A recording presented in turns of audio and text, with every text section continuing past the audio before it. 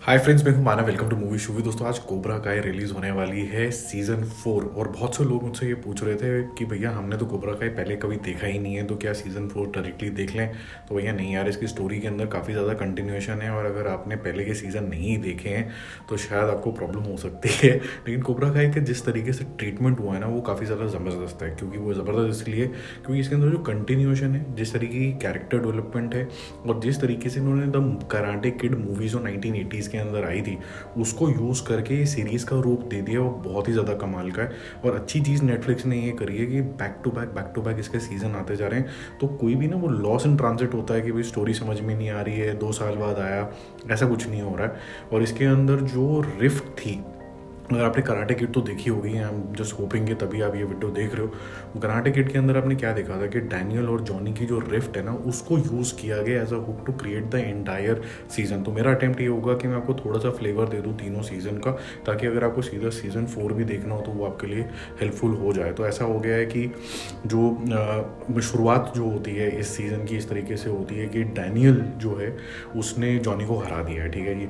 अब हमें बड़ा क्लियर था इस मूवी के अंदर कि Johnny is the bad guy, क्योंकि जो उसका सेंसे था उसने उसको बैड टैक्टिक्स दिखाई होती हैं। तो सीरीज़ एक्सप्लोर करती है कि जॉनी क्या जेन्युइनली गलत इंसान है, जिस तरीके से मूवी में दिखाया गया कि उसकी इन्फ्लुएंस गलत थी। ये मोटा मोटा सीरीज़ का क्रक्स है। तो ऐसा दिखाया जाता है कि बहुत सारे साल बीत चुके हैं अब, क्योंकि डैनियल ने टूर्नामेंट जीता था, वो काफ़ी ज़्यादा सक्सेसफुल हो गया, उसका एक ऑटो कार का शोरूम भी हो गया है। और Johnny is not so successful, वो छोटे मोटे हैंडीमैन के काम करने लगता है। बट एक बार उसका जो नेबर होता है वो किसी ट्रबल में आ जाता है, जहाँ पर वो अपने थोड़े बहुत स्किल्स विल्स दिखा देता है। मिगुल उसका नाम होता है और मिगुल काफ़ी इंप्रेस हो जाता है जॉनी से, और वो उसको इंस्पायर करता है यार कि मुझे थोड़ा बहुत कुछ सिखा दो। और वहाँ से शुरुआत होती है कोबरा kai डोजो की, जहाँ पर काफ़ी तरीके के वेले तरीके के इंसान जो हैं जुड़ जाते हैं। और वेले इसलिए होते हैं क्योंकि लूजर टाइप के लोग होते हैं, वो इसके साथ आ जाते हैं। अब किस तरीके से जॉनी उनको ट्रेन करता है ये काफ़ी ज़्यादा इंपॉर्टेंट हो जाता है। बट पैरेलली ये कहानी और चलती जा रही है कि रिलेशनशिप बिटवीन समझ लीजिए डैनियल जो कि सक्सेसफुल है और जॉनी की कहानी अंडर करंट है कि भाई वो दोनों एक दूसरे से चिढ़ते हैं। डैनियल इतना ज़्यादा नहीं चिढ़ता जितना ज़्यादा जॉनी चिढ़ता है, और उसकी सक्सेस देख के, बिलबोर्ड्स देख के थोड़ा चिढ़ता रहता है। साथ ही साथ में जो उसका बेटा है रॉबी, वो भी जाके डैनियल के शोरूम के अंदर काम करता रहा है, उसे काफ़ी ज़्यादा इन्फ्लुएंस है। इनफैक्ट डैनियल उसको इनिशियली ट्रेन करने की भी कोशिश करता है। और साथ में हम ये भी एक्सप्लोर करते हैं कि डैनियल की जो डॉटर है सैम, उसके साथ इसका वो एक लव ट्रायंगल भी बन जाता है। और रॉबी, सैम और मिगुल का एक लव ट्रायंगल होता है, ये हम सीज़न 1 में मोटा मोटा देखते हैं। बहरहाल स्टोरी जो सीज़न 1 की है वो काफ़ी इंटरेस्टिंग तरीके से एंड होती है, क्योंकि जो रिडेंशन चाहिए, जो सक्सेस चाहिए जॉनी को, वो एक ही तरीके से आ सकती है अगर वो 50th anniversary of karate championship जीत ले, उसके बच्चे जीत लें। तो होता कुछ इस तरीके से कि वो ये जीत तो जाता है, but at the same time उसको एक चीज़ खटकती है कि उसके सेंसी जो क्रीज है, जो आपने ओरिजिनल मूवी के अंदर भी देखा होगा, उसने वो उसको बैड टैक्टिक्स सिखाई होती हैं, श्रूडनेस होती है, मन में खटास होती है, मतलब फॉल प्ले होता है, उसकी वजह से वो जीता है। तो वो ये सोचता है कि नहीं, अब मुझे इसको ठीक करना है, करेक्ट करना है। और जॉनी ये डिसाइड कर लेता है कि सीज़न 2 के शुरू होते होते वो एक अच्छा इंसान बनेगा ही बनेगा। और इन बिटवीन हमें ये भी दिखता है कि डैनियल भी डिसाइड कर लेता है कि वो मियागी डोजो अपना भी खोलेगा, और ये जो डोजो होगा वहाँ पर भी लोगों को सिखाएगा। अब सीज़न 2 में दोस्तों क्या होता है कि हमें बैकग्राउंड ऑफ जितने भी बच्चे ज्वाइन करते हैं उसको बहुत डीप डाइव तरीके से दिखाया जाता है। क्योंकि वो ट्रबल्ड बच्चे हैं, टीनेजर्स है, तो उनकी अपनी प्रॉब्लम होती है, लव एंगल होते हैं, उनका स्कूल का एंगल होता है, वो जब सीख रहे हैं वो वाला एंगल है। दोनों डोजो की जो राइवलरी है वो काफ़ी अच्छे तरीके से दिखाई जाती है, चाहे वो कोबरा kai की हो और मियागी डोगो की हो। और ये जो दोनों की राइवलरी है, यही सीज़न 2 को बहुत ज़्यादा इंटरेस्टिंग बनाती है। यहाँ पर आप रॉबी और जो सैम का रिलेशनशिप है वो बहुत अच्छे तरीके से देखते हो, क्योंकि रॉबी जो है वो डैनियल की साइड हो गया है, तो बेटा वो जॉनी का।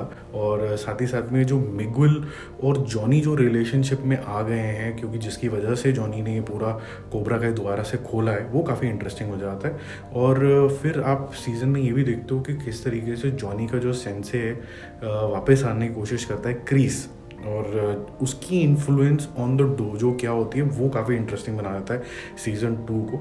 और सीज़न 2 के एंड होते होते हम ये देखते हैं कि एक अजीब सी फाइट हो गई है दोनों ग्रुप के अंदर because of the bad influence. और रॉबी और मिगुल अब लड़ पड़े हैं, और मिगुल इज हॉस्पिटलाइज, वो गिर जाता है ऊपर से और वो पैरालाइज हो गया और may be he will not be able to walk again. Season 3 के शुरू होते होते काफ़ी इंटरेस्टिंग चीज़ें और हो जाती हैं। बच्चे बहुत ज़्यादा शॉक में होते हैं, लेकिन उनके अंदर की कड़वाहट गई ही नहीं है, क्योंकि जो इनका सेंसे था क्रीस, उसकी अभी तक जो गंदी इन्फ्लुएंस अभी तक गई नहीं है, वो एक अंडर करंट की तरह चलता रहता है। बट आप ये भी देखते हो साथ साथ में कि बहुत हद तक जो डैनियल है और साथ ही साथ में जो जॉनी है, उसने अपने डिफरेंसेस हटाने की थोड़ी थोड़ी कोशिश करी है, और ये जो फ्रेंडशिप की तरफ जो जा रहा होता है वो आपको अच्छा लगने लग जाता है। और यहाँ पर फोकस जो है इक्वली अब डैनियल के ऊपर भी आता रहता है, जो उसकी कार डीलरशिप थोड़ी सी खतरे में आ जाती है, जिसकी वजह से वो सक्सेसफुल हुआ, वो कैसे बचाता है उसको। फिर जो क्रीस है वो पूरा कंट्रोल ले लेता है कोबरा काय का, और किन वजहों से लेता है वो आप सीरीज़ में देख लेना, पर उसका पूरा कंट्रोल आ जाता है। अब होता यूँ है कि एक बैड इन्फ्लुएंस वाला डोजो चल रहा है जिसका नाम है कोबरा काय, जो हमें सीज़न 1 में पसंद आया था, that is controlled by crease now.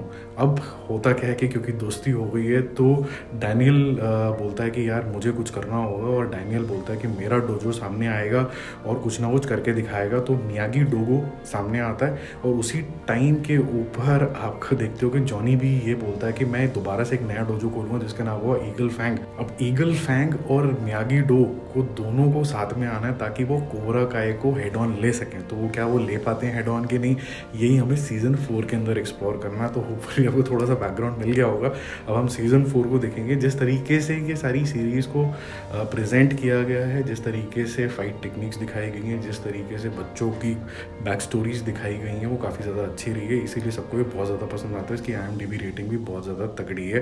तो होपफुली आपको वीडियो काफ़ी हेल्पफुल लगा होगा। हेल्पफुल लगा है तो थम्स अप दे देना और चैनल को सब्सक्राइब कर लेना। Bye bye.